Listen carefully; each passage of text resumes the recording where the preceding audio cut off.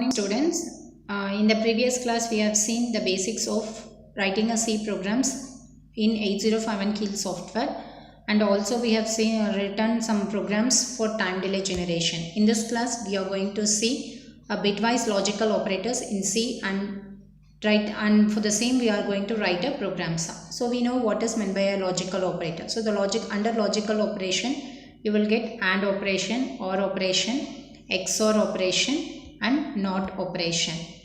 Apart from this we have some more operations also, but we are in writing a program we are going to focus mainly on these four operations. To represent your AND operation you will be writing A and B. OR operation you will be writing like this: OR operation and inverter operation. So we should know what is AND operation. When you have two input, AND operation stands with A dot B. When you have two input, OR operation means A plus B. When A and B are going to be your two input, XOR operation is going to be A bar B plus A B bar. Next, inverter. Inverter operation means if you give 0, it will be 1. If you give 1 at the input, it will be 0. Likewise, the bitwise, bit by bit, we are going to do it. For example, you consider two numbers in the sense you consider, I'll write one small program: move A comma hash 25h. Okay, move B comma hash 10h. Like this, two datas are available. So when you have two datas like this, then AND operation, and for doing a logical AND operation you will be using ANL, A comma B. It means that these two datas, that is whatever data you have in accumulator and B register, it is going to be logically AND. The data available in accumulator is 25. 25 can be written as 0010 50101. B10 means 0001 0000. Okay, so ANL, it means that AND, logical AND, bitwise operation. So bitwise in the sense each bit will be logically ANDed. So one AND with 0 means 0 0 0 0 0 0 0 0. So bit by bit it will be logically ANDed. So bitwise logical operation in the sense this is the operation that takes place.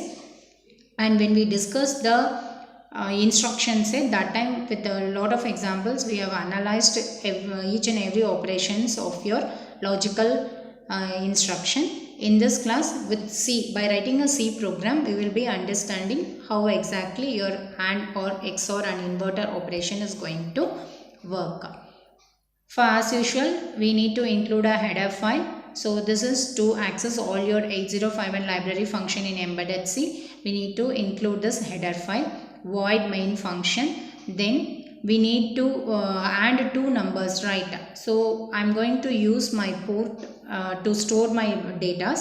So port 0 will store the data 0x35 logically ANDed with 0x0f. So it means that after executing this particular instruction, after executing your first instruction, what is the data available? Between these two data, logical AND operation, bitwise AND operation should take place. 35 can be written as 0011, 5 can be written as 0101. And 0f means 0000 1111. So logical AND operation means both the input has to be true for the output to be true. Otherwise, if any one input is false, output will be false. So here you will be getting 05 answer that will be stored in your P0, that is port 0. Same thing after doing an OR operation between these two numbers, that is 04 and 68, your port 1 will store the OR operation, bitwise OR operation result in port 1. XOR, bitwise OR operation result will be stored in port 2, and P0 will store inversion of that 0x55, that is complement. So after executing this instruction, AA will be stored in your port 0. Next, so it is your logical operation. Next, shift right and shift left. Shift right, shift left. Shift right for how many digits? So P1. In P1, this 9A. 9A means 0x9A, very much greater than 3 means 3 times you need to shift it right, and after shifting 3 times, the result of execution will be stored in port 1. For example, you have 9A. 9A can be written as 1001A, 1010. Okay, shift right in the sense you need to shift it over here. So 1 0 1 1 0 0 1. So first time shift. Again second time shift means here 0 1 1 0 0 1 0, and this 1 will be. It is second time shift. Third time again if you have wanted to shift in the sense 1 1 0 0 1 0 1 0. So after 3 times the 53H will be loaded onto your port 1. So this is the main. Likewise the operation shifting right 4 times means this particular data will be shifted 4 times right, and the result of execution will be stored in your P2 register. Suppose if you are changing the arrow mark like this, that is 0x75.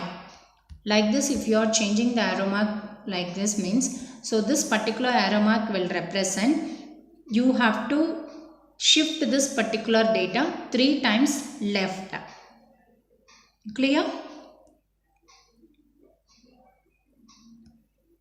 So it is your logical bitwise operation. One program will see, write an 8051 program to toggle all the bits of port 0 and port 2. So all the bits of port 0 and port 2 continuously with 250 millisecond using inverting and XOR operator. So in the previous classes we have also written a program to toggle all the bits of the ports, but by using a for loop function or by using a while loop function. So in this they have specifically given we need to use a inverting and XOR operator respectively to toggle all the bits of this port 0 and port 2 continuously with 250 millisecond. So as usual, to access your 8051 library function, you have to include #include reg51.h. Then I am going to use a delay function. So this delay function, as we discussed earlier, so here I have specified only the name. Before I have written a function. So this function I can access over here. I have written a function delay program here, right? So this delay program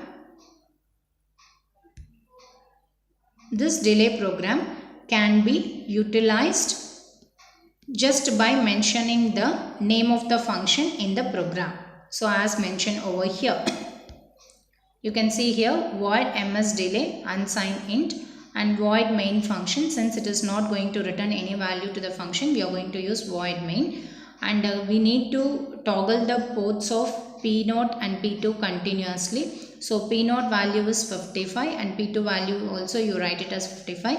Since this loop needs to be run continuously forever, you are going to give while 1. P0 is equal to tilted sign of P0 in the sense it is not operation, that is it is in your inverting operation, that is 55. When you invert it you will be getting AA, so it will be continuously maintaining. And P2 in the sense, for example you had given 55, so when it is toggling 55 you are given 55, I can write it as 0101 0101. Okay, if I wanted to have a toggle in the sense 1010 1010, it should come like this.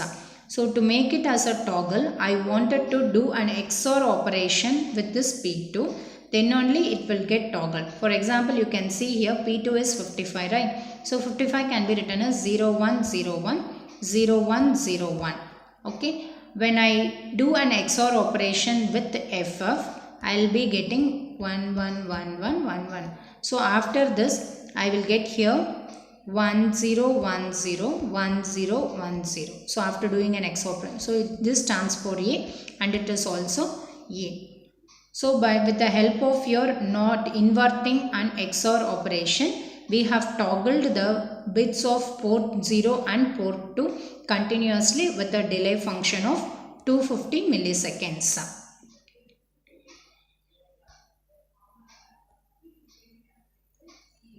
One more program.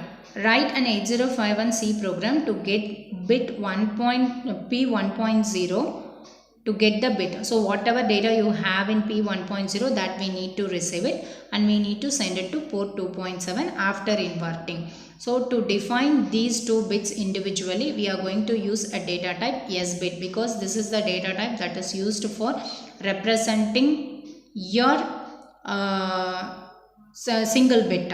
So port 1.0, I need to get the data from this port 1.0 and I have to send it. So I can consider this as my input bit. So S bit input is equal to P1.0 and same thing, S bit output is equal to P2 inverted 7.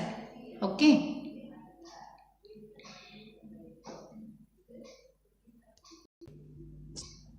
So to define this port 1.0 and port 2.7, we are going to use the data type S bit. P1.0 I am going to consider as an input bit, as I am going to receive the data. So P in S bit input is equal to P1.0. Next I am going to consider P2.7 as my output bit. So I have to use S bit as a data type. Since I am going to consider the P output as P2.7 as an output variable, I am going to define the variable out for P2.7. Then I wanted to send this P1.0 bit to P2.7. We'll start the program. Void main void while 1. So it is for infinite loop. Mem bit is equal to, why I am using mem bit in the sense, bit is to receive only one bit of data. Mem bit is equal to in bit in the sense whatever I have given in this port 1.0, that will be loaded in mem bit. Then after inverting, and it should be stored in P2.7. So what is the variable shown for P2.7? It is your out bit. Therefore out bit is equal to this tilted sign. Why we are using it is for inverting function, inverting of your mem bit. For example, here this is in port 0. You consider it is the port 0. Port 0 zeroth bit. So port 0 zeroth bit I am having 1. This bit m bit, what it will do, I'll tell. So mem bit is equal to in bit. In bit represent port 1.0. So it is your port 1.0. So what is available in port 1.0? 1 is available. So that 1 will get stored in this. So after executing here, mem bit is equal to 1. Then out bit is equal to inversion of your mem bit. What is available in your mem bit now? 1 is available in your mem bit. Therefore, inversion of this is going to be 0. Therefore, in out bit 0 will be stored. So this is how we need to write an 8051 program, by utilizing all the functions, like whatever it is asked in the question. With respect to that, we need to focus our programs. Thank you, students.